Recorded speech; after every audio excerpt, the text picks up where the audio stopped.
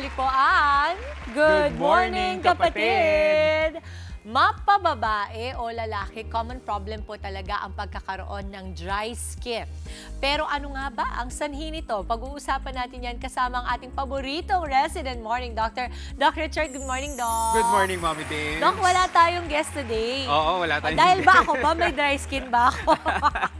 And good morning din pala sa ating mga kapatid. Alam mo, Mommy Dibs, tama ka sa sinabi mo kanina. Madami talagang makaka-relate sa pagkakaroon ng dry skin.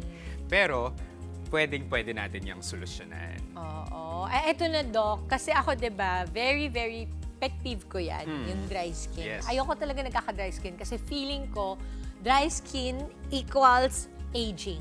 Diba? Parang ganun yung pag-iisip ko na pag dry yung skin ko, madali akong tatanda. Pero sige, isa-isahin natin today, Doc. Bakit nga ba nagkakaroon ng dry skin ang isang tao? Yes, Mommy Dave. So marami talagang sanhi ang dry skin. Unang-una na dyan yung kakulangan sa moisture. So eto yung mga taong mahilig maligo ng mainit na tubig. Ay, ganun. Oo. Nawawala kasi yung natural oil ng katawan kapag ginagawa yun. Okay. So pangalawa, yung pagbabago ng panahon.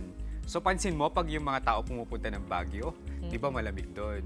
So ang tendency, magda-dry na naman yung balat that's natin. right. Yes. Pangatlo, yung paggamit ng mga harsh na mga produkto.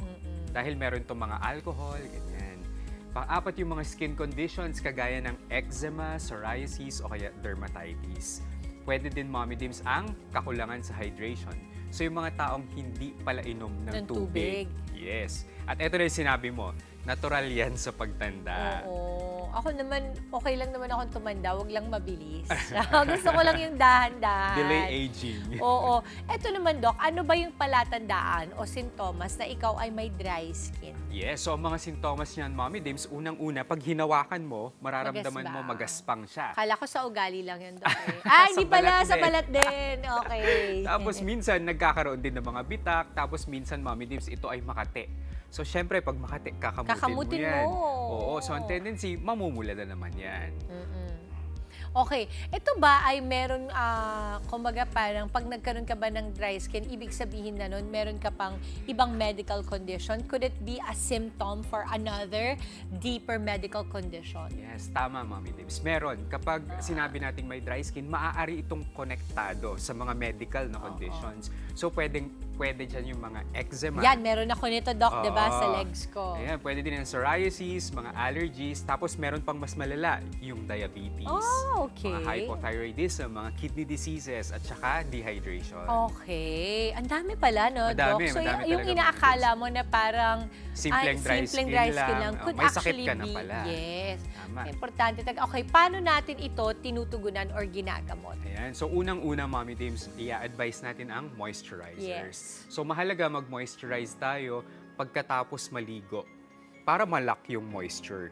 So, ilalagay mo siya agad. So, wait, inote natin yung, Doc, na pagkatapos maligo, saka ka mag-lotion Yes. or oil. Oo, No? Depende yan. sa aircon mo or kung hindi ka naka-aircon kasi mas okay yung lotion na Tama, grease-free, Mommy Dims, no? oo. Pero kung medyo nakakapag-aircon po kayo, oil is also good, Yes, no? tama, Okay. Mommy Dims. So, kapag ang dulot naman ng dry skin mo ay eczema, mga psoriasis o mga sakit, pwede kaming magbigay ng steroids o kaya mga antihistamine para hindi nyo siya Okay. makamot.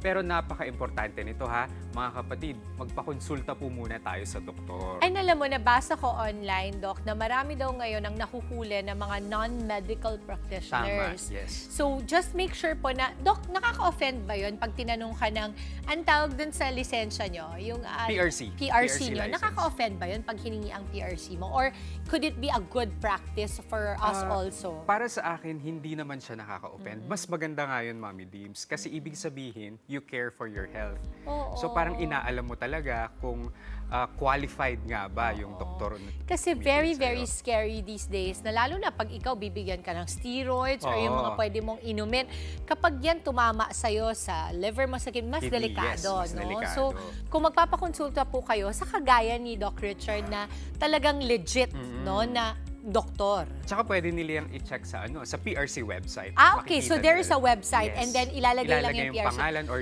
Pangalan ng doktor, Oo, lalabas na siya doon. That's a great tip. Thank you so much, Doc. Kasi nakita ko talaga online na parang ang dami. Ang dami na Okay, talaga. eto naman, favorite ko to, Doc. Yes. As you know, kasi may budget tayong sinusunod. At ang mga kapatid natin, I'm sure na yung mga ganitong klase pagdating sa dry skin, isasantabi mo na lang kasi isip mo, hindi siya kasing importante ng pagkain, gamot sa iba, no, maintenance.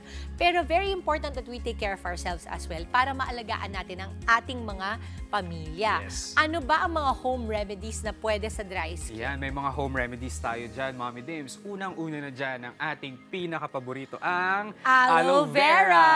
I love it talaga. Alam mo, kung hindi na lang gagawa na ako ng supplement Magtanim na na aloe tayo vera. ng aloe vera. Uy, talaga, alam mo ba, laki-laki ng aloe vera namin at napansin ko sa refrigerator namin, naglagay si Ate V. Oo, maganda yan sa ref. Yan, Dapat ilagay ilagay niya mo for na sa hair ref daw. para Oo. malamig. Pero pwede sa skin. Pwede sa skin, Mommy Dims. So, kunin nyo lang yung gel ng aloe Oo, vera. baka ipahid nyo. Merong ano yun, natusok-tusok yun. So, Oo, buklatin yung gel muna. po ang kukunin, hindi po yung balat. Balat, So, yung gel, tapos ipahid mga 10 to 15 minutes bago banlawan. Gawin niyo po yan araw-araw. Kung wala naman po kayong aloe vera, pwedeng gumamit ng virgin coconut oil o kaya ay olive oil. Ilalagay ito sa dry skin bago matulog. Before sleeping. Before sleeping. Okay. Paano naman daw makakaiwas, Doc, sa dry skin in case na wala pa sila nun? Ayan, so meron tayong tips sa ating mga kapatid, Mommy Dims, para maiwasan ng dry skin. Una na dyan, gumamit po tayo ng maligamgam na tubig. Hindi mainit. Maligamgam. na Warm. tubig. Warm. Oo. Tsaka gumamit din po tayo ng mga mild at fragrance-free soap. Mag-apply po tayo ng moisturizer agad pagkatapos maligo.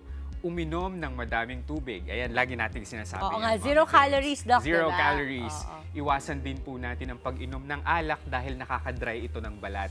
At panghuli, magkaroon po tayo ng regular at sapat na tulog. Ayan. Ang hirap naman pala talagang hindi magkaroon ng dry skin. Healthy lifestyle. Oo. Pero pag yan nakasanayan, lalong-lalo na ngayon, Doc, no, January, best time para gawin natin ito. Mga New Year's resolution. Yes, maraming salamat, Doc Richard, para sa mga patips mo na naman sa atin this morning.